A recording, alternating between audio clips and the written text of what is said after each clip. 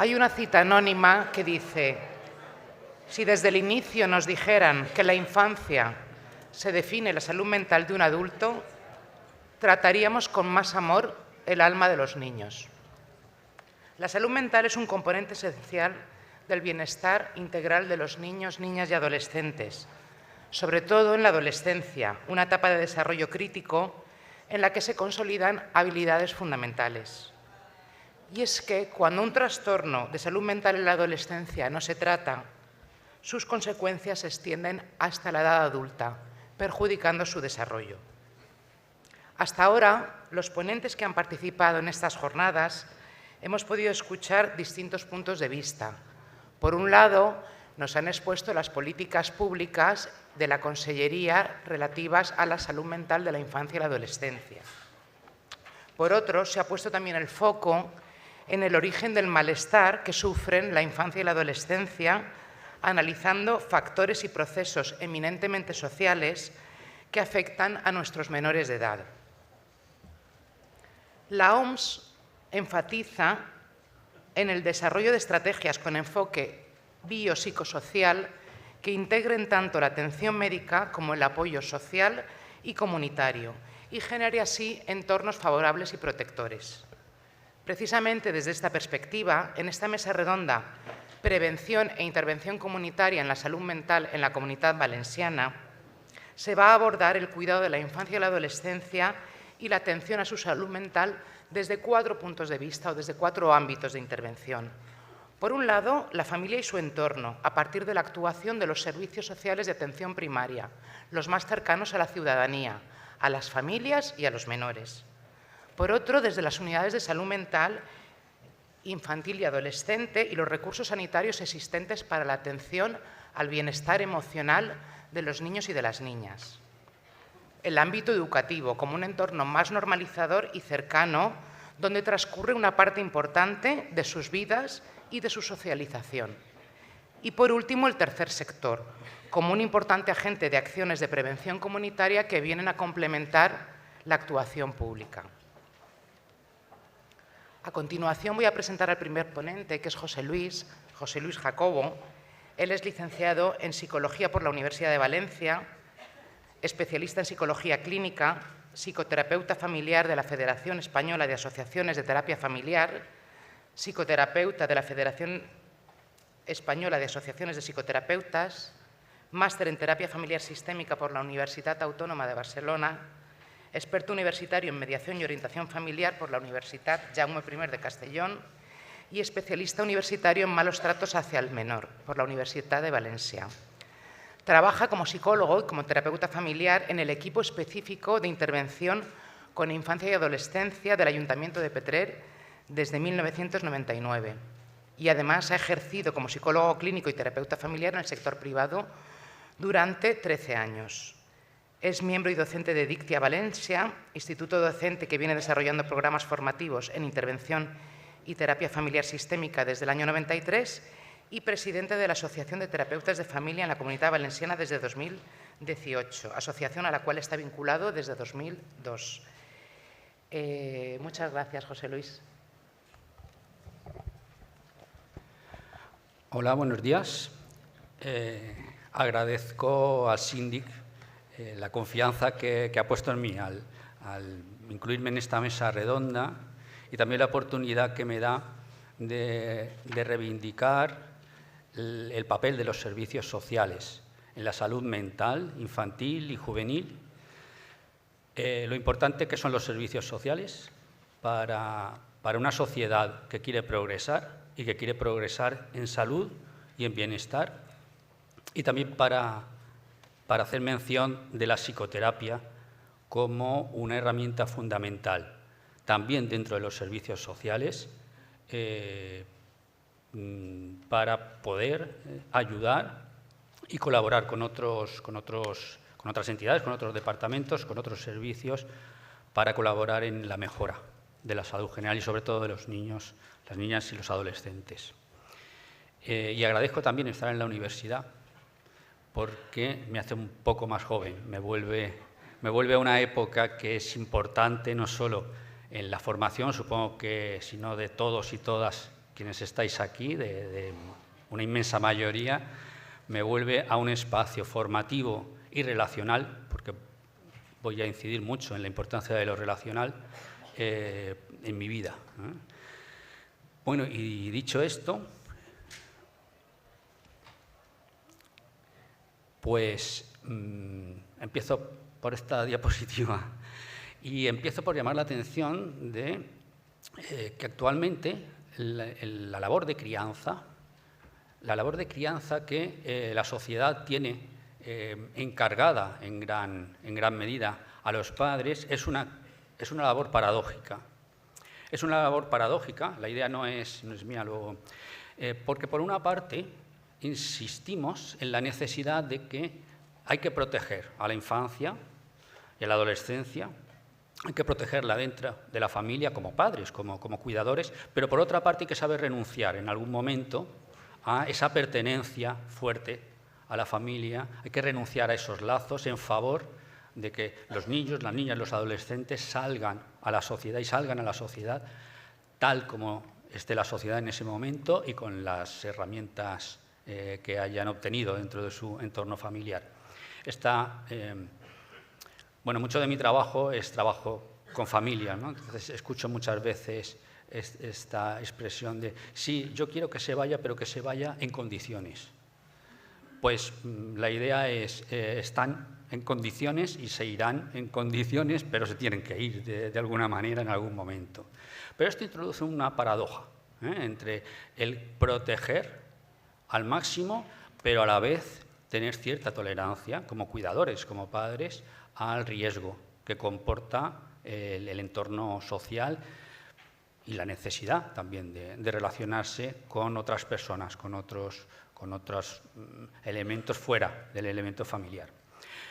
Por otra parte, hay como cierto consenso, ¿no?, de que la infancia es un espacio lúdico en el que hay que promocionar que los niños jueguen, que los niños experimenten con el juego, con los juguetes, pero al mismo tiempo hay que educarlos porque dentro de unos años van a tener que enclavarse, ¿no?, en un sistema productivo, en un sistema laboral. Así que, por una parte, que jueguen mucho, pero por otra parte también que se acostumbren a ciertos horarios, ciertas normas que les van a permitir luego el ingreso en el ámbito laboral, sobre todo, ¿no?, y social. Y por otra parte, otra de las grandes paradojas es que, por una parte, hay que promocionar las tradiciones y nos gustan las tradiciones y queremos mantener cierto nivel de tradicionalidad, ¿no?, como cuidadores con las nuevas generaciones, pero apoyamos descaradamente la innovación, que hagan cosas nuevas, que prueben cosas nuevas, que inventen, que sean creativos. Estas paradojas, esta manera paradojal, ¿no?, de entender la crianza de las nuevas generaciones dentro y fuera también de la familia, pero especialmente desde los padres, las madres, yo la recojo de este libro de Alison Wozniak, Padres jardineros o padres carpinteros, que propone la idea sencilla de cómo nos tomamos esto de la crianza. ¿Somos padres jardineros o somos padres carpinteros? Los padres carpinteros montan la crianza de sus hijos como los muebles de IKEA. Están medidos, hay medida, ¿qué tal? Y se supone que si tienes una buena herramienta, que además te la da IKEA, no sé si se puede nombrar, bueno, sí, nombra.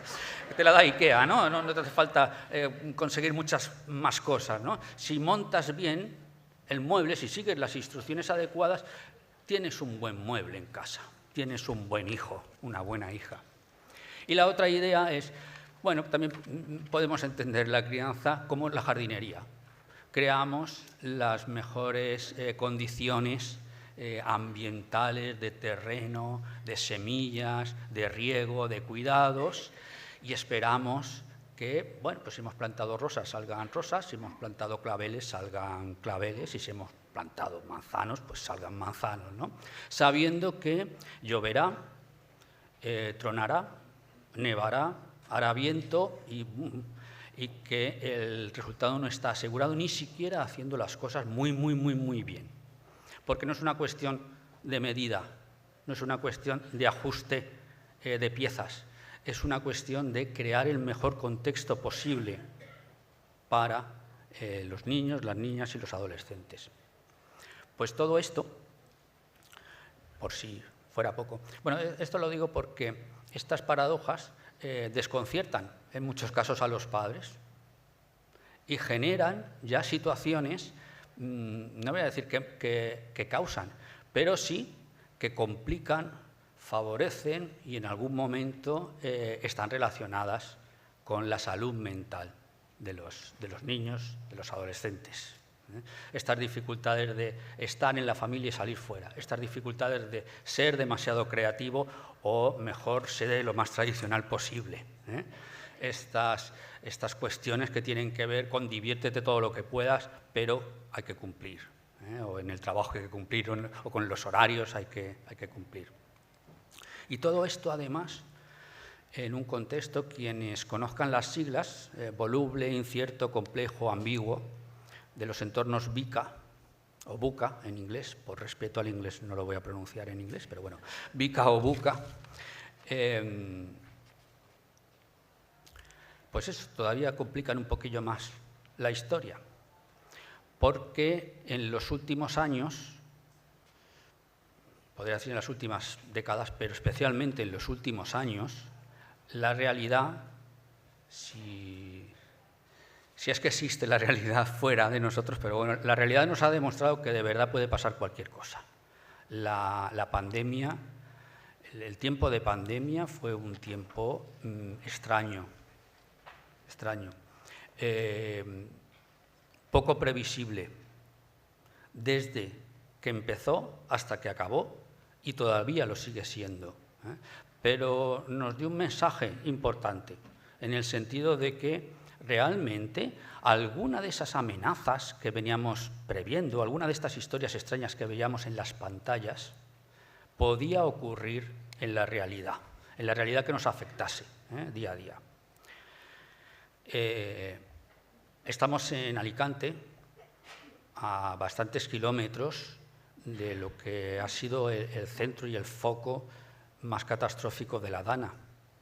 Si estuviésemos en Valencia, seguramente sentiríamos muchísimo más esta realidad, también en el sentido de que, bueno, hay demasiada volubilidad, demasiada inseguridad, las cosas ya no están claras, también a nivel climático. Y sin darle muchas más vueltas al tema, parece que políticamente también puede pasar cualquier cosa, de aquí a unos años. Bueno, de aquí a unos años no, ya está pasando cualquier cosa también difícil de prever, ¿no? y de predecir.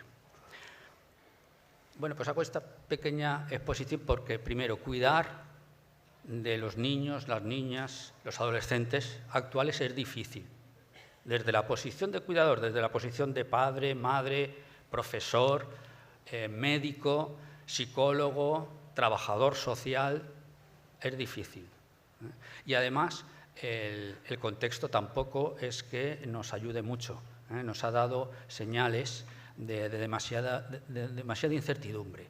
Y esto ha pesado en muchos adolescentes, porque ahora ya son adolescentes y jóvenes, que vivieron ese tiempo de pandemia, ese tiempo de una relación familiar intensa, pero extraña y rara.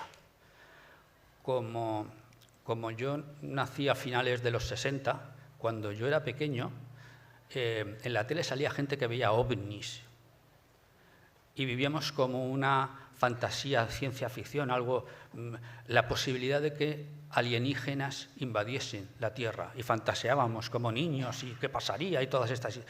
Pero muchas de las amenazas que nosotros pudimos vivir como predicciones, como hay que llevar cuidado, resulta que ya están sobre la mesa.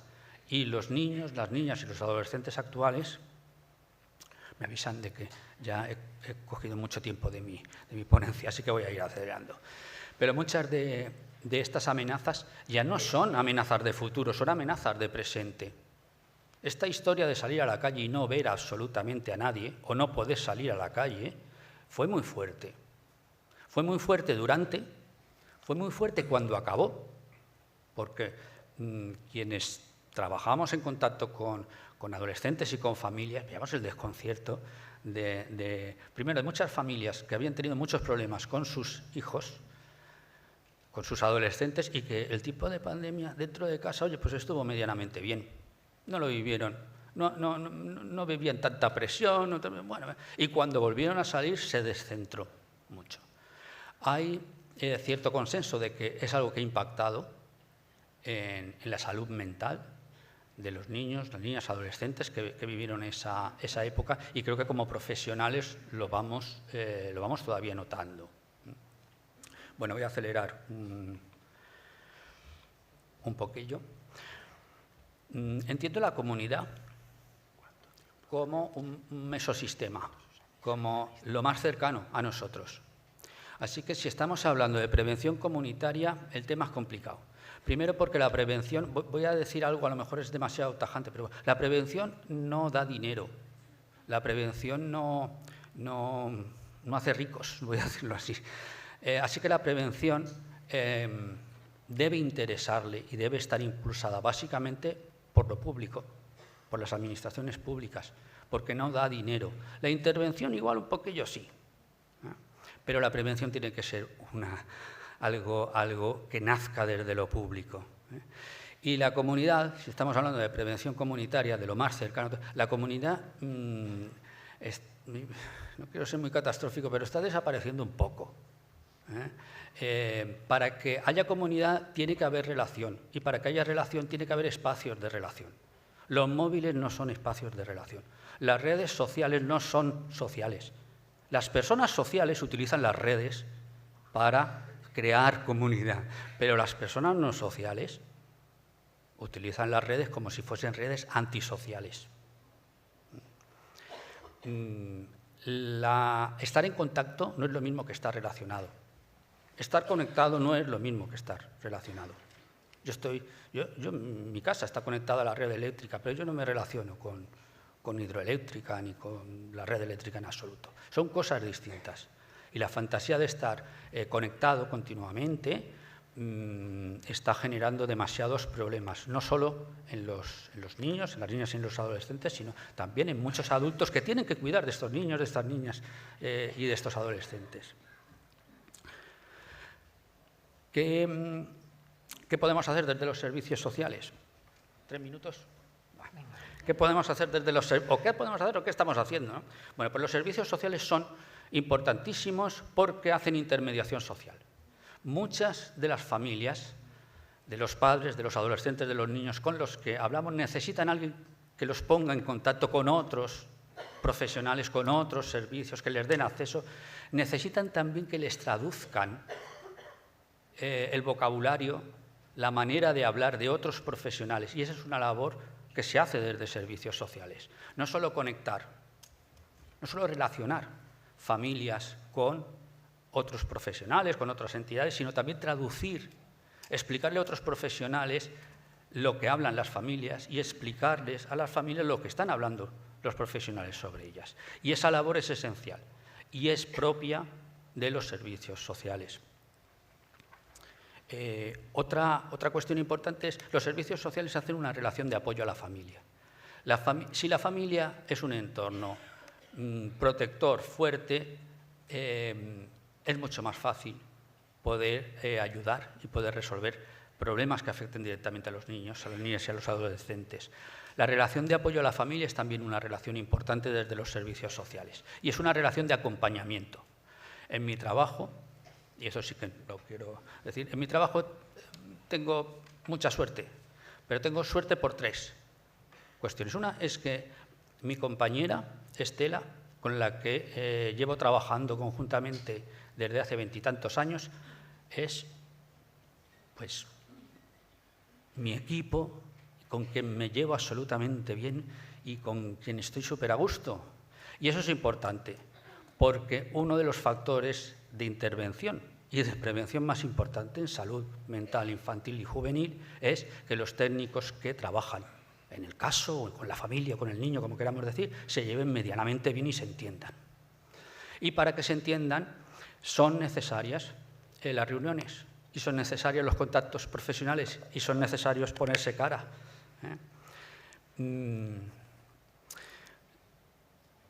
Una es Estela, otra es que llevo 20 y tantos años trabajando en el mismo servicio, en el mismo lugar, así que la estabilidad, cierta estabilidad y cierta continuidad, me permite no solo trabajar con niños, niñas, me permite trabajar con niños y niñas que luego han sido padres, que luego han tenido hijos, y la perspectiva es totalmente distinta y permite también a las familias conocerme, porque estoy allí desde hace muchísimos años.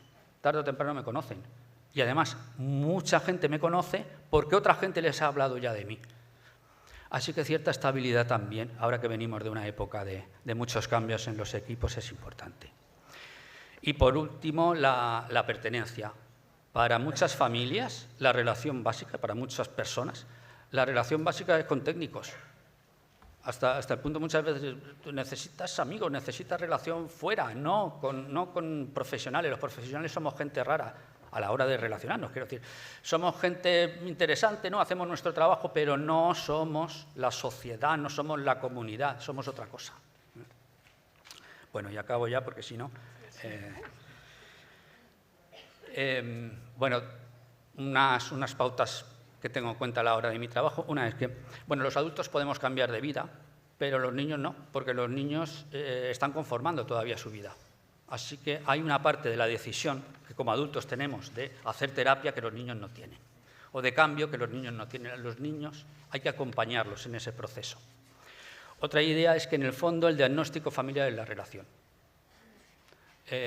Cómo se relaciona cada uno, con cada una, con otros servicios.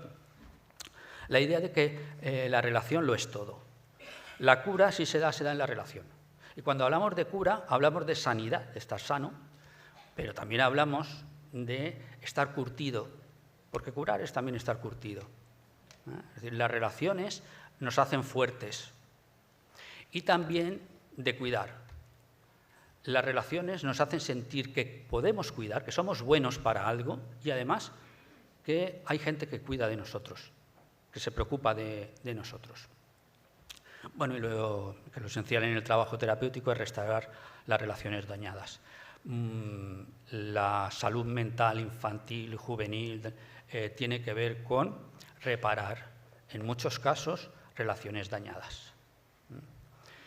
Y lo dejo aquí. Muchas gracias. Muchas gracias, Jesús.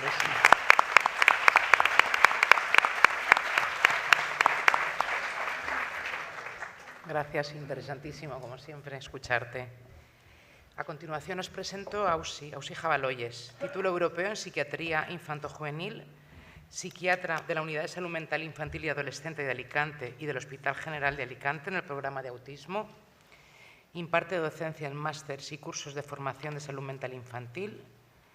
Implicada en varios proyectos de investigación sobre el autismo, sus áreas de interés personal se centran precisamente en el autismo y la neurodivergencia. Tengo la suerte de conocerla porque forma parte del Observatorio de la Infancia y la Adolescencia del SINDIC. Muchas gracias, Ausi. Gracias, Paqui. Permitirme unos segundos, porque no podía ser de otra manera, pues agradecer al SINDIC que cuente conmigo en estas jornadas y especialmente quiero agradecer a Conrado, que yo creo que le conocéis mucho ahí, que fue un poco la persona que hace 8 o 9 años pensó en mí como parte de ese grupo maravilloso que es el Observatorio, donde a nivel personal es verdad que no he podido estar todo lo que me hubiera gustado por cuestiones de agenda, pero es una experiencia muy enriquecedora tanto a nivel personal como profesional. Voy a intentar ajustarme al tiempo porque Paqui, si no, la pobre la vamos a matar, pero bueno. Quería una diapositiva inicial, simplemente dando algunas pinceladas, aunque la mayoría son como muy obvias, pero bueno, intentando centrarnos en por qué la salud mental y especialmente la prevención y la promoción son esenciales. No me pararé a hablar de prevalencia porque ya hemos oído datos, ¿vale? Hay muchos estudios, pero es verdad que miremos lo que miremos a síntomas, miremos a diagnósticos confirmados, está claro que estamos ante una necesidad de salud pública, ¿no? Los datos van en aumento y tenemos que ser capaces de dar respuestas.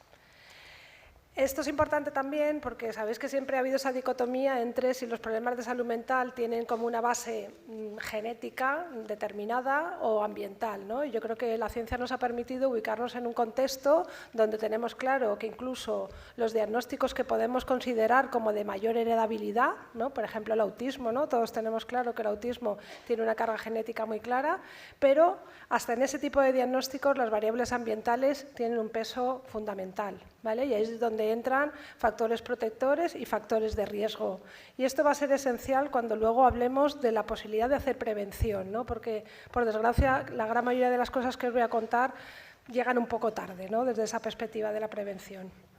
Otro dato importante, y es un poco con lo que peleamos, ¿no?, los profesionales de salud mental, ya no es tanto el diagnóstico, sino que la mayoría de los diagnósticos, según va evolucionando el tiempo, según va creciendo ese niño y ese adolescente, va coleccionando diagnósticos añadidos, ¿no?, lo que llamamos comorbilidades, que la gran mayoría de las veces son lo que verdaderamente deciden el pronóstico, deciden la evolución. Y bueno, pues lógico podéis pensar que tiene mucho que ver lo que tardamos en intervenir con la aparición de esas comorbilidades, ¿no? O sea que va a ser una variable también muy importante de cara a decidir qué intervenciones podemos hacer con estos niños. También hay cosas positivas, ¿no? Tenemos la oportunidad de trabajar con un colectivo donde sabemos que a nivel de biología las intervenciones que hagamos todavía tenemos un cerebro, ¿no?, con una plasticidad enorme, con una capacidad de cambio muy grande, ¿no? Por eso todavía más ímpetu en lo que la prevención puede hacer, ¿no?, por estos chicos. La continuidad en la etapa adulta, ¿no?, sería otra de las variables que no podemos dejar de atender, ¿no? Aproximadamente los estudios dicen que el 50% de los problemas de salud mental que presentan los adultos comenzaron como muy tarde en la adolescencia, ¿no?, a veces en la infancia. Entonces, pues lógicamente, si hubiéramos podido atender y actuar de una manera adecuada en esos estadios iniciales, pues estaríamos hablando de ya no solo un beneficio a nivel del bienestar de la población, sino luego es verdad que los gestores miran mucho las variables coste-beneficio, ¿no? Y entonces está muy claro que cuanto antes intervengamos, mucho más barato, ¿no? Porque los recursos para intervención terciaria, como luego veremos, son mucho más caros que los recursos que podamos poner a nivel de prevención primaria o prevención secundaria. Bueno, ahora ya voy a ir un poquito del grueso de la presentación y he pensado que igual la manera un poco de conduciros, ¿no?, porque había muy poquito tiempo, es pues directamente pues que el protagonista sea uno de nuestros pacientes, ¿no?, que al fin y al cabo es los que viven, ¿no?, en primera persona cómo los recursos de salud mental responden, ¿no? Pues esta es una historia real, ¿vale?, de las muchas que recibimos a nivel de las unidades de salud mental infantil. Un adolescente de 14 años que aparece en urgencias un día sin ningún tipo de historia previa, con una ingesta medicamentosa bastante seria, es vista lógicamente inmediatamente en los recursos de urgencias y se hace una derivación para que se la vea de forma urgente en la unidad de salud mental infantil de referencia, ¿no? Yo imagino que conocéis los recursos, aunque la puerta de entrada es normalmente atención primaria, es verdad que hay casos graves que vienen directamente del servicio de urgencias. Las unidades de salud mental infantil, y luego hablaré un poquito más de ellas, es verdad que están muy saturadas, pero sí tienen pues como esa sensibilidad, ¿no?, y esa obligatoriedad que cuando aparece un caso grave hay que atenderlo en 24 o 48 horas, aunque eso suponga pues quedarte a las 3 o verlo en el almuerzo, porque lógicamente es un caso que hay que atender. Efectivamente se ve, en 48 horas estaba ya visto, se confirma que sí, que el profesional de urgencias efectivamente había hecho un filtrado bueno, era un caso grave. Se intenta movilizar a nivel de recursos de USMI todo lo que podíamos hacer para intentar empezar a intervenir, se pauta un tratamiento farmacológico, se deja esa opción de puerta abierta para que el paciente pudiera acudir y se cita la siguiente semana, objetivando que en una semana, pues lógicamente, ni el tratamiento farmacológico ni la posibilidad de un apoyo psicoterapéutico pues había evidenciado ningún cambio, ¿no? Entonces, ¿qué podemos hacer ahí, ¿no?, en una paciente grave, ¿no? ¿Qué podemos ofrecerle a Ana? Están las USMIs, ¿vale?, las conocéis.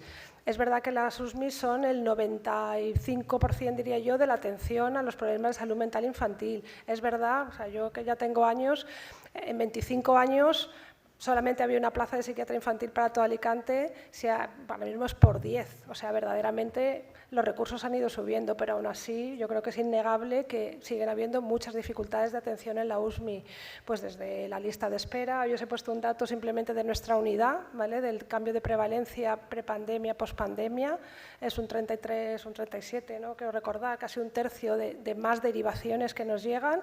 Además, lo que nunca nos había pasado, tenemos una plaza allí esperando desde febrero y no hemos encontrado un profesional de psiquiatría que quiera o que pueda incorporarse, ¿no? O sea, que esto es una realidad también nueva, donde antes peleábamos porque se crearan las plazas y ahora hay plazas y no tenemos quien las pueda ocupar, ¿no? Entonces, pues al final tenemos un recurso que intenta dar salida, ¿no? Por ejemplo, Ana, siendo muy conscientes que el abordaje psicoterapéutico, las agendas de los psicólogos, los compañeros que trabajáis ahí, sabéis que no se puede montar un plan psicoterapéutico intensivo para un paciente así sin desmontar todo lo que ya está citado, ¿no? Entonces, bueno, pues siendo muy conscientes de que esas limitaciones están ahí a nivel de USMI, revisamos un poco nuestra red, ¿no? Que es lo que nos ofrece. Entonces ahí tenéis el equipo, son dos recursos, la verdad es que muy interesantes, ¿no? Que se han generado en los últimos años, que es el equipo de comunitario infanto-juvenil, que es un equipo móvil, ¿vale? Que eso es verdad que es muy novedoso y muy necesario, donde hay diferentes, pues eso, psiquiatría, psicología, enfermería, y lo que hacen es intentar vincular a los casos graves de salud mental que no acuden a las USMIs o que no están yendo al instituto, ¿vale? Entonces ese es un recurso que de forma pues un poco extraordinaria podemos intentar pedir ayuda, ¿no? Y pedir rescate. Y luego están los hospitales de día, ¿no? Que ya el doctor Pérez Gálvez ya ha hablado un poquito de, es verdad que fue como un boom hace unos años, empezaron a entrar muchas entidades privadas con muy poquito control y supervisión.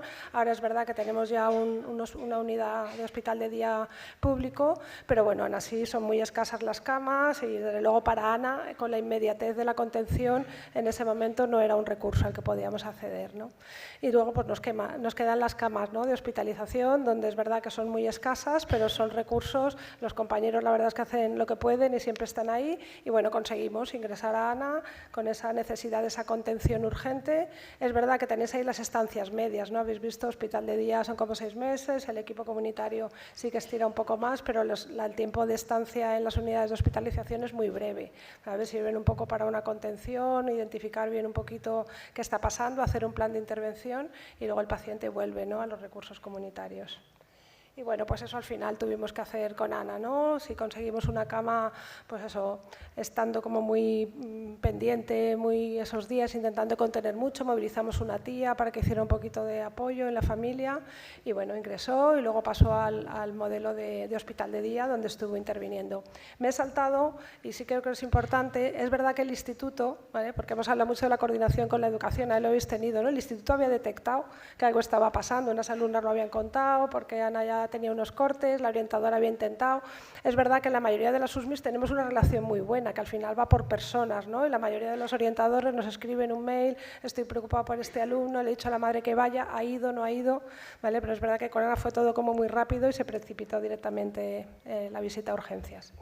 Vale, entonces si pensamos en la Ana que hemos recibido, ¿no? En la USMI, pues tenemos a esta Ana, ¿no? Una Ana enferma que lleva... Pues eso, tiene muchos síntomas, tiene diagnósticos de depresión, de ansiedad, tiene una ideación autolítica, tiene un riesgo suicida importante, ¿vale? Y es verdad que ahí a lo que llegamos es, por llamarlo de alguna manera, la prevención terciaria, que hasta usar prevención, ¿verdad? Parece que duele, ¿no? Porque ya que estamos previniendo, ¿no? Pero bueno, es verdad que si echamos para atrás, pues Ana tiene una vida detrás, ¿no? Y nos hemos saltado la prevención secundaria, donde hubiera sido el momento de detectar pues una preadolescente, adolescente que va creciendo, donde ya aparecen algunas señales de alarma, donde podía haber unos recursos como pensados y dirigidos a intentar que el cuadro no avance, no evolucione, y donde nos hemos saltado la prevención primaria, ¿no? Que oímos hablar mucho, pero es verdad que luego en la realidad era bastante fácil coger los factores de riesgo de esta chica, de Ana, y decir, madre mía, ¿no? Si tenemos todo ahí, ¿no? Tenemos factores familiares muy graves, tenemos una relación muy disfuncional en la que Ana ha crecido toda la vida, tenemos esa parte además caracterial, ¿no? Probablemente de poca resiliencia, de esa tendencia un poco a guardar, a no verbalizar en ella, una historia de acoso cuando llega al instituto, tenemos pues, esa dificultad para tener un grupo de referencia estable, llega las autolesiones, llega el consumo y llega la parte de encontrar una pareja, pues eso, intentando sabotear un poco o cambiar ese rol o repetir patrones, ¿no? Al final es complicado lo que hay en la cabeza de estos adolescentes cuando acaban atrapados en esas relaciones de riesgo, ¿no? Entonces, dices, bueno, ojalá pudiéramos dar para atrás, ¿no? Si hubiéramos tenido la opción de detectar todo esto antes, probablemente no hubiéramos llegado, ¿no? Esto parece complicado y es verdad que es complicado, en la teoría es muy práctico, o sea, es muy fácil de entender, pero es verdad que luego es difícil saber cómo lo articulamos, ¿no? Porque en el fondo lo que estamos hablando es decir, bueno, pues tenemos una población, ¿vale? Todos los niños y todos los adolescentes, como hemos ido hablando a lo largo de la mañana, son población de riesgo, entre comillas, ¿no? O sea, tenemos que cuidar desde que son pequeños, pues que haya un estilo parental adecuado, que haya un uso adecuado de las tecnologías, muy bien. Que haya, pues eso, un entorno saludable donde crezcan, ¿no? Entonces, eso es la prevención primaria. Eso es, desde el principio, por el caso de Ana, haber detectado que, lógicamente, con ese estilo, con esa familia, esta chica tarde o temprano no iba a poder tener una vida estable y saludable. Potenciar las variables de verdad protectoras, que a veces son tan sencillas, pues eso, como un profesor especial que establece una relación con esa niña adolescente que va creciendo y le ofrece un modelo distinto de cómo vincular, una actividad extraescolar, los scouts, cualquier cosa que en el fondo te ofrezca esa posibilidad de ir creciendo con experiencias positivas, ¿no? En el otro lado os he puesto un poquito por la teoría, ¿no? Con los objetivos, para quién va dirigido, ¿no? La prevención primaria está claro que iría para toda la población y es verdad que donde se hace un poquito más complicado es en el quién, ¿no? Sobre todo un poco pensando en la parte sanitaria. Aquí es verdad que donde hay una oportunidad de intervención es en atención primaria, ¿no? En los pediatras, en las enfermeras pediátricas, que son los que desde el principio conocen esa familia, intervienen con esa familia y yo creo que son bastante capaces de detectar, ¿no? Que hay dinámicas o que hay cosas que empiezan a pasar desde el principio, ¿no? Desde luego servicios sociales, o sea que hay entidades a nivel de primera mano que seguro que podían intervenir y detectar. ¿Cómo cuadramos ahí los sanitarios? Yo creo que, o sobre todo no los sanitarios, salud mental, pues yo creo que hay una parte clara de formación, donde, ¿no? Los pediatras son majísimos, a los que tenemos cerca, vienen, preguntan, quieren formación, cada vez intentan mejorar lo que hacen, pero su realidad luego es que tienen 2 minutos, 3 minutos para ver a los niños y se les escapa, ¿no? Está la prevención secundaria, ¿no? Que en el caso de Ana, pues yo creo que coincidiría con esa parte de se acaba la infancia, llega la adolescencia, donde todo aumenta, donde todo se complica, ¿vale? Y ahí ya la prevención secundaria, lo que estamos hablando es de ir a población de riesgo, ¿no? Donde ya claramente veo que pocos factores protectores hay aquí, hay muchos factores de riesgo, donde empiezan a haber algunos síntomas, ¿vale? Y entonces eso yo creo que es lo interesante, o sea, poder tener recursos para que de una manera temprana podamos actuar con estos adolescentes, sobre todo adolescentes, pero también niños, eso es hacer prevención secundaria, ¿no? Tenéis un poquito ahí también la parte de teoría, cuál sería el objetivo, ¿vale? Está también la detección temprana ahí, o sea, es que en el momento en que en el instituto la orientadora detecta algo, pues que sea fácil el poder canalizar para que cuando llegue a prevención terciaria, que somos nosotros, pues podamos hacer un diagnóstico temprano, no haya comorbilidades, ¿vale? O sea, que un poco la escalera. Como no podía ser de otra manera, y aunque ya el doctor Pérez Galvez nos ha hablado mucho, intenta un poquito dentro de ese plan de salud mental, que bueno, yo creo que hay que estar muy positivos porque por primera vez es verdad que hemos visto cosas en papel que bueno, pues que nunca se habían visto a nivel de inversión de recursos. Es verdad que en terciaria hay mucho, ¿vale? Y no es una crítica, pero bueno, yo creo que son recursos muy caros y se ha apostado mucho por camas, por hospitales de día, por muchos recursos que es verdad que son muy, muy caros y van a terciaria, y es verdad que de secundaria y primaria hay cosas y son súper interesantes y desde luego no seré yo quien la critique porque creo que hacen mucha falta, pero sí que es verdad que, y de hecho he puesto un poquito en gris el tema de los psicólogos escolares, porque aunque yo pensaba que iba dentro de prevención secundaria, no sé si al final va más a prevención terciaria. Yo espero que no, porque creo que sí que hace falta el que esté ahí a la hora un poco de intervenir en la población de riesgo, no solamente en los casos graves. Lo tenía en una diapo y me lo he saltado, pero sí que quiero un poco, antes de acabar, mencionarlo, el tema de los programas específicos, ¿no? Que es verdad que está ahí en prevención terciaria.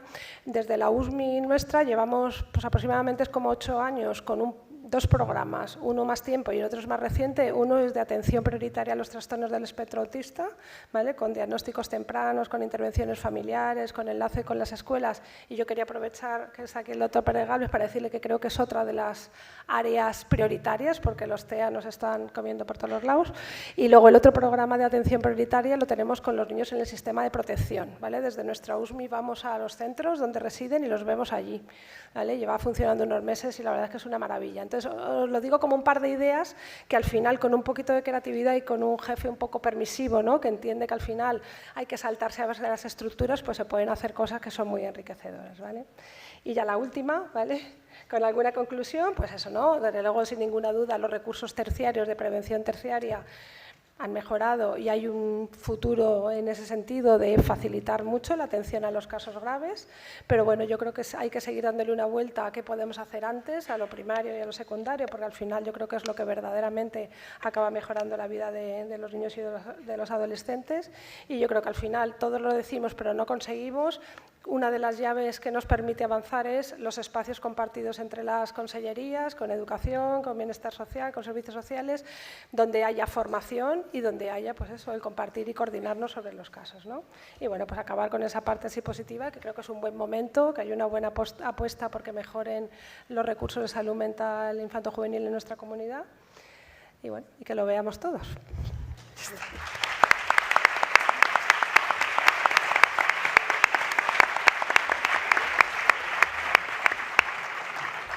Muchas gracias, Ausi. Bueno, el siguiente ponente es Toni González Picornell, lo tengo aquí a mi lado. Es director del IES Pare Victoria de Alcoy desde julio del 2008, presidente de la Federación de Asociaciones de Directivos de Centros Educativos Públicos y de la Asociación de Directors y Directores del País Valencià. Al igual que Ausi, es miembro del Observatorio de la Infancia y la Adolescencia del Síndic de Greuges y pertenece además al Consejo Local de Inclusión y Derechos Sociales y al Consejo Económico y Social del Ayuntamiento de Alcoy. Profesor asociado de la Universidad de Alicante, licenciado en Ciencias Económicas y Empresariales por la Universidad de Valencia y máster en Ingeniería Textil por la Universidad Politécnica de Valencia. Muchas gracias, Toni. Gracias, Paqui. Bueno, para empezar, no sé si se ve bien desde estas estadísticas. Sí, perfecto. Quería enseñaros unos datos estadísticos de cuestiones, sobre todo las más relevantes, que nos están aterrizando muy significativamente en los centros educativos sobre lo que serían conductas de intento de suicidios, algunas consumadas, otras no, o consultas de autolesiones. Como veis en esos dos gráficos, concretamente son datos que tenemos de la Fundación ANAR, que es ayuda de niños y niñas y adolescentes en riesgo, en donde realizaban llamadas, realizaban esta consulta y dentro de sus capacidades pues, intentaban proporcionar una solución para que aquello no conllevara ese final drástico. Como podéis observar, el crecimiento ya era constante y continuo desde el 2009. Después de la pandemia hay un crecimiento exponencial. Y tal cual he comentado anteriormente, esto llega a los centros como representante de las diferentes direcciones de centros, tanto a nivel de España como a nivel autonómico. Me preguntaban, Toni, ¿habéis tratado este tema? Este tema es muy grave. Y los centros estamos desbordados actuando sobre el mismo. Si vemos más cifras, ¿vale? En el propio 2021, no tengo cifras del 2022 y 2023 ni del 2024, las consultas por ideación suicida, 3.374, intento de suicidio, 1.200, autolesiones, 3.200. Total, 7.770. Y concretamente la Fundación ANAR pudo ayudar alrededor de más de la mitad de estos intentos de suicidio y autolesiones que tenían comunicadas, ¿vale? La Fundación ANAR también nos proporciona unos consejos preventivos, que siempre tenemos que hacer caso de lo que nos dice el alumnado. Concretamente a nuestro primer ponente, Bartolomé, le han hecho una pregunta y a veces dicen que quieren suicidarse, pero es una llamada de atención. ¿Cómo sabemos si es llamada de atención o no? Bueno, pues la pregunta es que hay que actuar como si se llevara a la realidad y ver. Pero ya digo, la cuestión que luego iremos analizando en diferentes ámbitos es la necesidad de tiempos, de coordinación y de recursos para tratar. Otro de los consejos es que hay que validar sus emociones evitar momentos de tensiones familiares. Esto es muy complejo, los servicios sociales lo tratan y sinceramente, el contexto familiar es cierto. Cuando han hablado el resto de ponentes, siempre hablamos de familias desestructuradas. También tenemos casos de familias estructuradas en donde hay casos de autolesiones e intentos de suicidios. El segundo ponente, nuestro compañero, comentaba estas cuestiones, Miguel Ángel Mateo, ¿no? Y es interesante ver que esta cuestión de la salud mental acoge cualquier ámbito. No dejemos solo en índices familiares socioeconómicos, culturales bajos. Abarca a todo el mundo. Por tanto, es un tema social que hay que abarcar y darle la mejor respuesta dentro de todas las opciones que tenemos y que podemos mejorar. Enseñarle que eso son cuestiones temporales, que debe de avanzar, compartir la temporalidad de las situaciones, compartir los problemas para que los solucionen. El tema de las redes sociales, lo ha comentado también Bartolomé. Ahora os comentaré cuestiones que sí que se pueden utilizar en los centros educativos. El que esté aislado es importante, que no estén aislados, y tratar que siempre esté acompañado el mayor tiempo con un psicólogo. Ayuda psicológica, tenemos lo que nos ha comentado Auxi, la USMIA, que es cierto que se comunica y hay actuaciones realmente muy tempranas y urgentes, que es lo que necesitamos los centros.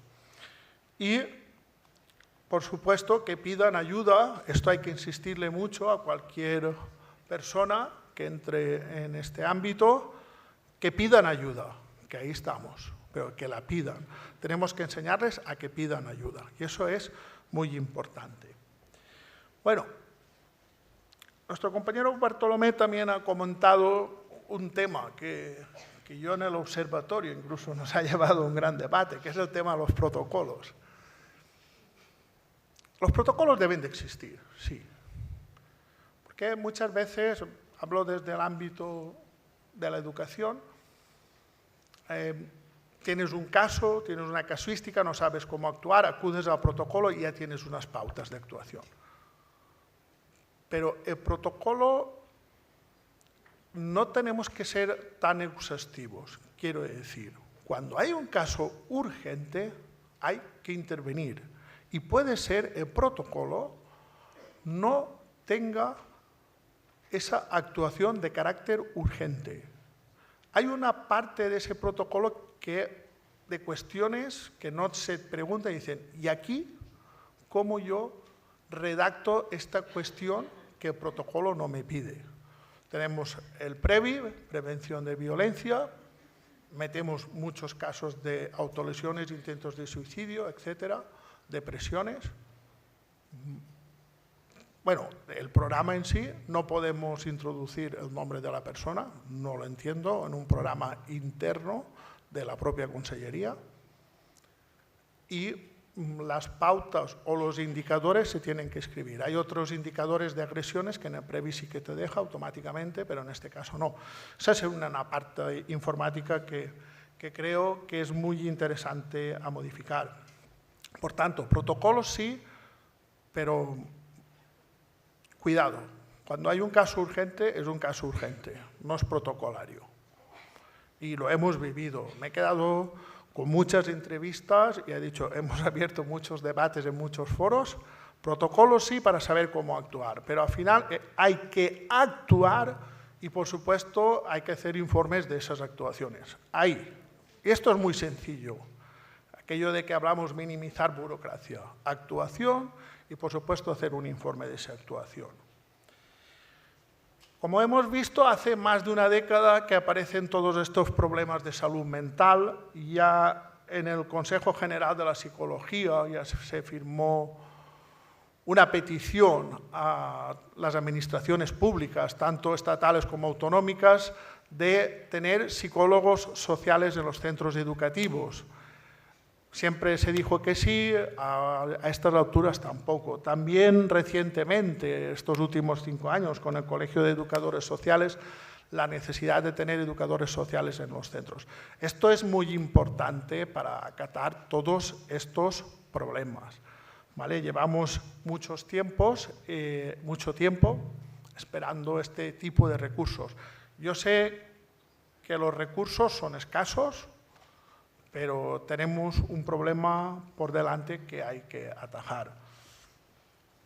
Cuando aparece un caso de intentos de suicidio, lo estaba comentando antes ahí en el café con un compañero, nosotros organizamos el centro y te llega la plantilla, usted tiene 80 profesores para impartir clases en la educación secundaria obligatoria, bachillerato y formación profesional. Hacer los horarios en base a ¿qué? En base a cuestiones curriculares. Y claro, y todos estos aspectos, en un centro de 750 alumnos podemos tener 10 casos de intentos de suicidio y que aparecen, tienes que organizar, cuando aparecen, ese equipo de intervención, estipularlo en donde esa persona a lo largo de toda su estancia en el centro esté controlada y vigilada y además atendida emocionalmente. ¿Vale? Esto no es fácil y tenemos que ser conscientes. Ya me estoy pasando. Intentaré ser ya muy breve. Por tanto, fórmulas, soluciones. La coordinación que se ha hablado durante mucho tiempo de sanidad, servicios sociales y educación, muy importante, está funcionando, pero está funcionando, al menos desde nuestro punto de vista, tal cual ha comentado Bartolomé, y servicios sociales, por iniciativa nuestra, no porque exista en sí esa coordinación plasmada y ejecutada. Y, por supuesto, una coordinación que sea una reunión con acciones efectivas posteriores, no una reunión de 4 horas sin ninguna conclusión. Eso parece sencillo, pero es muy importante. Es complejo de llegar ahí, pero hay que llegar, ¿vale? Y llevamos mucho tiempo en este ámbito. Hay una herramienta muy interesante para los centros educativos, que es el Plan Director, que viene del Ministerio del Interior, en donde cuestiones planteadas como el tema de adicción a las redes sociales, temas de adicciones a drogas, alcohol, etcétera, de ahí podemos actuar en prevención en los centros educativos. El centro educativo tiene que adherirse a ese Plan Director y se dan verdaderas respuestas. Y al mismo tiempo podemos decir que las propias personas de los cuerpos de seguridad que vienen y realizan esa prevención en el centro nos ofrecen su contacto para poder intervenir en cada caso, ¿vale? Por tanto, en conclusiones, para poder intervenir después de lo que hemos oído hasta ahora a nivel de salud mental, tanto en la infancia como en la adolescencia, viendo en la adolescencia que esos problemas de salud mental se acrecentan más que en la infancia, porque esa persona que era un niño o una niña pasa a ser adolescentes, las hormonas le contradicen cualquier pensar, hoy pienso blanco, mañana veo negro, mañana lo veo todo de color de rosa. Pues es importante que sepamos que en la adolescencia estos problemas se acrecentan. Por tanto, en un centro de secundaria los problemas son mucho más intensos y diríamos que hay que detectarlos y darle la mejor respuesta posible. Por tanto, me quedaría en 4 cuestiones para dar esa respuesta. Se ha hablado aquí de formación para tratar estos aspectos. Se ha hablado aquí de prevención, prevenir. El compañero comentaba hace un momento que la prevención no da dinero, pero sí que ahorra mucho dinero. Cuando ya tenemos el caso en la clínica, utilizamos ese servicio sanitario y además esa persona desaparece de nuestra sociedad porque se ha consumado ese acto, eso no tiene precio, ¿vale? Tenemos que ser muy consecuentes en este aspecto. Detección. Es muy complejo el detectar el caso. Los centros hemos detectado algunos casos porque llevamos mucho tiempo en el aula, porque tenemos cierta experiencia, pero es muy complejo. Muchas veces es sanidad quien nos llama y nos dice: ahí tenéis un caso, va a aterrizar en vuestro centro, tenéis que ya organizar un plan estratégico para atender a este perfil de alumnado, y se realiza. Por tanto, el tema de detección habría que profundizar más al respecto. Y por supuesto, los centros hablamos de intervención en cada caso detectado. Y ahí sí que quiero hacer un pequeño inciso.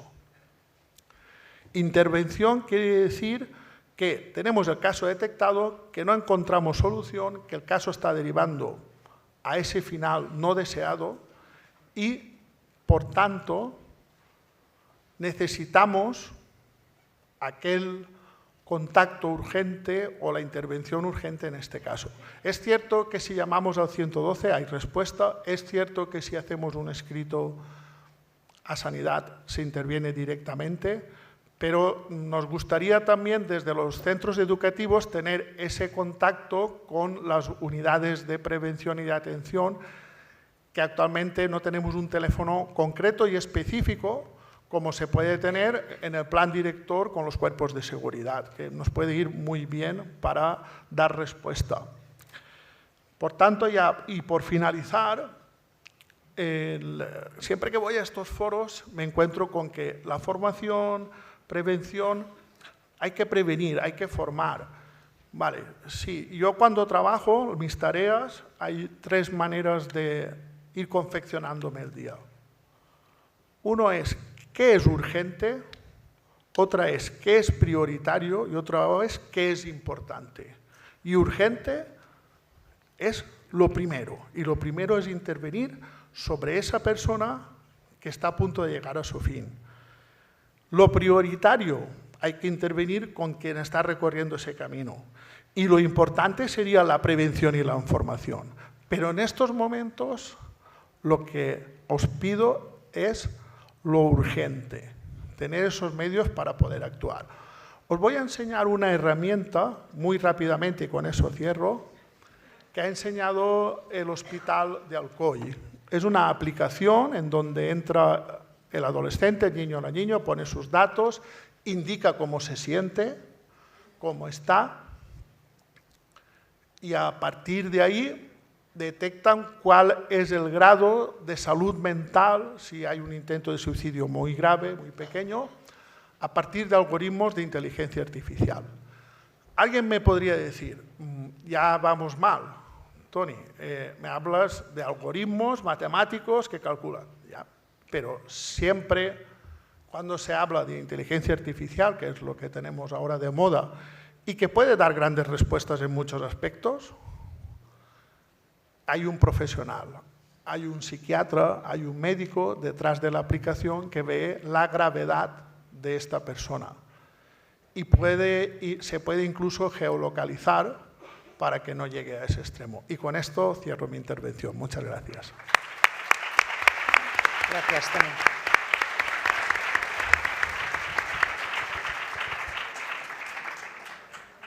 Bueno, y la última persona que va a intervenir en esta mesa es Nicolás Condés Balboa. Es psicólogo, experto en psicopatología y salud y experto en prevención y tratamiento de adicciones. Coordina, entre otras, las áreas de prevención y de formación de la Fundación Noray Proyecto Hombre de Alicante. Es profesor tutor en el grado de Psicología en la UNED, ha coordinado y participado en diferentes proyectos de investigación y actualmente forma parte de la Comisión Nacional de Prevención de Proyecto Hombre y del Grupo de Trabajo para la Evaluación del Programa de Prevención Escolar Juego de Llaves, junto a la Universidad de Oviedo y la Oficina de las Naciones Unidas contra la Droga y el Delito. Asimismo, es coautor de diferentes programas escolares y familiares de prevención de adicciones. Adelante, Nicolás. Gracias. Bueno, pues muchas gracias. Buenos días. Muchas gracias por la invitación a este foro, al Síndic, a las personas organizadoras de la jornada, por cómo nos habéis cuidado, la verdad. Nos habéis cuidado mucho. Y bueno, yo en mi breve intervención lo que voy a intentar transmitir, pues, qué podemos aportar o qué aportamos desde una entidad social como es Proyecto Hombre a la salud mental de nuestros chavales y de nuestras chavalas. No sé si está la presentación puesta. Sí, le doy. Ahí. Vale. Yo siempre que, o casi siempre que intento hablar de prevención, pongo una imagen de este tipo, porque sin darnos cuenta estamos rodeadas y rodeados de prevención. Vamos por la calle y prácticamente todo es prevención, ¿no? Pues hay señales, vamos a un lago y hay una señal de cuidado con si te metes en el agua, en fin. Sin embargo, a la hora de realizar acciones de prevención en estos ámbitos de los que estamos hablando esta mañana, pues parece que nos cuesta un poco, no sé. Y parece que damos más importancia a la reactividad, ¿no? Pasa algo y entonces tengo que hacer algo, que a trabajar e invertir en prevención, ¿vale? Esto os lo voy a poner, pero simplemente es para tenerlo en cuenta porque somos profesionales y ya lo conocemos seguro, ¿no? Desde la concepción de la salud pública y de los estándares de calidad de prevención en España, que aparece en el Plan Nacional sobre Drogas, basados un poco en el currículum europeo de prevención, solamente con esto, podemos ver más cosas, pero solamente con esto ya nos dice que no todo vale en prevención. No todo vale. Esto parece que lo tenemos claro en tratamiento, pero en prevención, pues no sé. Yo, como profesional de este ámbito de hace mucho tiempo, pues parece que no está tan claro, ¿no? No es suficiente la buena voluntad. O sea, podemos hacer un montón de cosas con muy buena voluntad, pero que no tienen ningún efecto. Teniendo en cuenta esto, pues nuestros programas de prevención a nivel nacional y a nivel territorial, ¿no? En la provincia de Alicante, pues presentan determinados elementos clave, ¿no? Como pues, la actuación desde el contexto, la prevención ambiental es importantísima, la familia con su papel relevante, ¿no? Que ya lo comentaban antes los compañeros que han hablado anteriormente, la formación de agentes preventivos, es decir, al final los adultos que estamos alrededor, las personas adultas que estamos alrededor de los chavales y chavalas, somos agentes preventivos, somos agentes de salud y entonces tenemos que estar formados e informados de esto, ¿no? Y el acompañamiento y supervisión especializada por técnicos en prevención formados en el currículum europeo de prevención, formados en todo lo que tiene que ver con el área de prevención, ¿no? Para nosotros esto es muy importante. Y desde la Comisión Nacional de Prevención, a la que pertenezco, como ha comentado antes Paqui, pues seguimos un procedimiento muy estricto a la hora de elaborar programas, ¿no? Como veis, un poco ahí lo he puesto muy esquemático, pero el asesoramiento de profesionales externos, hablaba el doctor Bartolomé anteriormente de esto, que es importante, es decir, ni lo tenemos que saber todo, ni es bueno saberlo todo, hay que asesorarse. La revisión de la evidencia científica con respecto a los programas que vayamos a desarrollar y los estándares de calidad, es decir, estándares de calidad de este currículum europeo. Y una vez hecho todo esto y después de tiempo, pues efectivamente elaboramos los programas, pero antes de ponerlos en práctica los pilotamos, ¿no? Hacemos un pilotaje de ese programa y después los vamos evaluando de manera continuada durante el tiempo, porque, bueno, esto ya se ha hablado de la evaluación, ¿no? Que era también un déficit en prevención y yo creo que en la actualidad, no digo todos, pero por la parte que me toca, nuestros programas sí que están evaluados, ¿vale? Eso nos permite llegar pues, a los diferentes niveles de prevención, universal, selectiva e indicada, y en los diferentes ámbitos en los que intervenimos con este tipo de programas comunitario, escolar, familiar y laboral. Y a raíz de todo esto que os he comentado, pues bueno, aparecen pues, nuestros diferentes programas. Aquí os he puesto el programa Juego de Llaves, que se realiza en educación primaria y en educación secundaria, que está considerado por el Plan Nacional sobre Drogas como una buena práctica en su portal de buenas prácticas y comenta, cito literalmente, porque no quería, que el programa está bien documentado en cada una de las secciones evaluadas, lo que permite su transferencia a otros contextos y se considera un ejemplo relevante de una práctica que debe ser mostrada y replicada. Además, en la actualidad se está evaluando con el acompañamiento de la Universidad de Oviedo, ¿no? Se está evaluando su eficacia. Por lo tanto, bueno, pues ahí estoy muy de acuerdo con cosas que ha comentado el doctor Bartolomé, pero en algunas discrepo, como en esta, ¿no? Es decir, pues efectivamente puede haber algunos programas que no tengan esta calidad, pero no otros, ¿no? Entonces, pues bueno, en este caso creo que este programa cumple con estos criterios. Desde la prevención selectiva nosotros tenemos diferentes programas, el programa Rompecabezas, que va dirigido a chavales y chavalas, y el programa Tiempo, que es un programa de prevención selectiva para familias, y llegamos a la intervención indicada o al programa de prevención indicada, en el cual intervenimos pues, de manera individual y con apoyo grupal con chavales y chavalas y sus familias, en los que ya pues, hay presente pues, un consumo de sustancias de riesgo o más de riesgo, o pues, abuso de tecnologías, pero que además tienen otros problemas asociados. Y recalco esto de otros problemas asociados porque quizá esto del consumo o del abuso de tecnologías solo sea un síntoma, ¿no? También lo comentaba al principio el doctor Bartolomé, ¿no? Que al final que un chaval o una chavala decida consumir, pues eso indica que algo más está ocurriendo por ahí, ¿no? Y entonces el trabajo que realizamos desde el programa de prevención indicada FARO va un poco dirigido a esto, ¿no? Como veis, tiene diferentes fases. Pues la primera fase es una fase de evaluación que junto con entrevistas y junto con la aplicación de instrumentos validados para averiguar factores de riesgo y de protección, pues establecemos un plan de individualizado de intervención y a partir de ahí, pues bueno, vamos trabajando para intentar conseguir o aproximarnos o que se aproximen a esos objetivos planteados, ¿vale? ¿Qué buscamos con estos programas? Pues al final es el equilibrio mental, ¿no? El equilibrio mental de las personas. ¿Qué factores intervenimos en estos programas? Bueno, aquí, como veis, he entresacado solo algunos, ¿no? La manera de pensar. La mayoría de nuestros chavales y chavalas, como conocéis, porque he visto muchas caras conocidas y trabajáis en esto, el mensaje que se envían son mensajes bastante negativos, son mensajes de inutilidad, yo no voy a poder con esto, lo dejo, ¿vale? Tienen poca tolerancia a la frustración, normal, por su desarrollo evolutivo. Creo que es muy importante intervenir con ellos y con ellas la manera de pensar o la manera en la que abordan diferentes situaciones. Bueno, todo esto y más, pues a través de estos programas de prevención los intentamos trabajar e intervenir. Voy a ir más despacio porque no quería que Paqui me dijera nada, pero a ver si voy a terminar. Bueno. Te queda poquito de tiempo. Bueno, sí que no quería despedirme sin bueno, compartir algunas de las propuestas que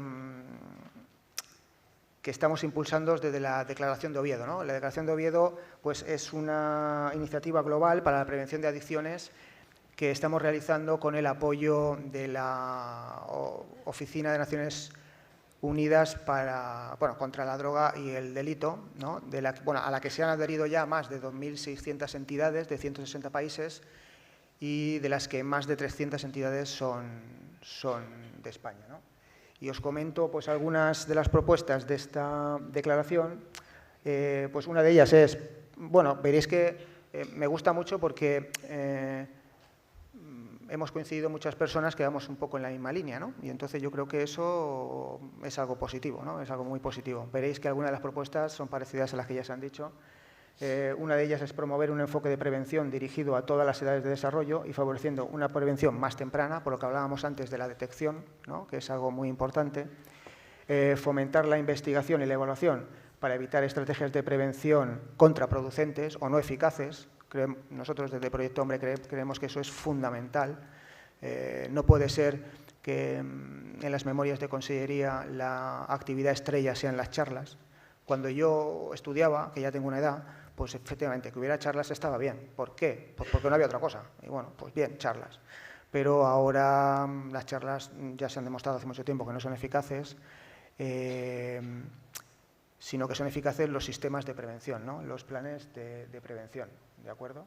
Por eso es una de las propuestas, ¿no? Impulsar sistemas de prevención que involucren a múltiples actores, capacitar a las generaciones actuales y futuras de profesionales en la prevención, que ha salido antes y me ha alegrado mucho que también esté en el plan, ¿no? Es decir, la formación, que es muy importante, ¿no? Pero la formación válida, ¿no? En el currículum europeo, en fin, no cualquier cosa. Pero claro, para todo eso nos hace falta recursos. Para eso nos hace falta y por eso desde esta declaración, pues sí que pedimos a los países dedicar al menos el 25% de su estrategia y presupuesto de reducción de la demanda de drogas a la prevención para el 2030, ¿no? Teniendo en cuenta que en España solo se dedica más o menos un 12%. Bueno, y para finalizar, pues sí que me gustaría, hablaros de 3 aspectos que para mí personalmente son fundamentales a la hora de intervenir y trabajar con chavales y chavalas, que seguramente pues la mayoría de los que estáis aquí pues ya lo hacéis, ¿no? Pero bueno, creo que tiene que quedar constancia que hacemos estas cosas los profesionales que trabajamos, ¿no? La primera es poner a nuestros chavales y chavalas en el centro de la intervención, desde su mirada, muy importante. A mí me gusta siempre recordar una frase de Jaume Funes, que seguro que lo conocemos, ¿no? Que ya nos decía que es imposible trabajar o intervenir con adolescentes si no somos capaces de mirar el mundo desde sus ojos, ¿no? Yo creo que eso es algo fundamental.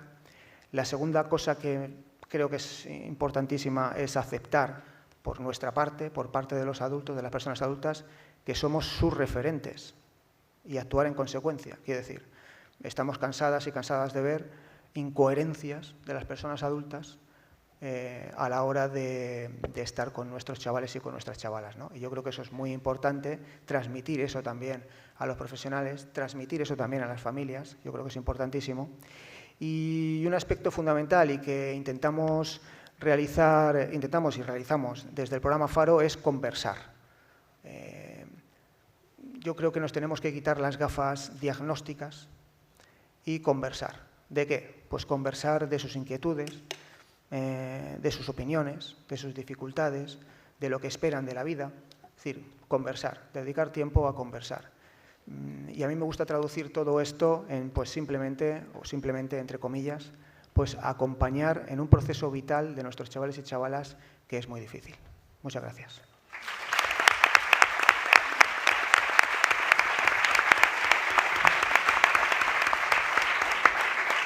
Muchas gracias, Nicolás. Bueno, gracias a las 4 personas que habéis participado. Os pido disculpas, pero dada la hora, queda todavía una ponencia, entonces me parece complicado dar paso a preguntas. Las personas componentes de la mesa sí se han ofrecido generosamente a que si queréis luego preguntarles, una vez termine, estén a disposición vuestra. Pero es que tiene que entrar ya la siguiente ponencia y tenemos un programa muy apretado. Muchas gracias a los 4.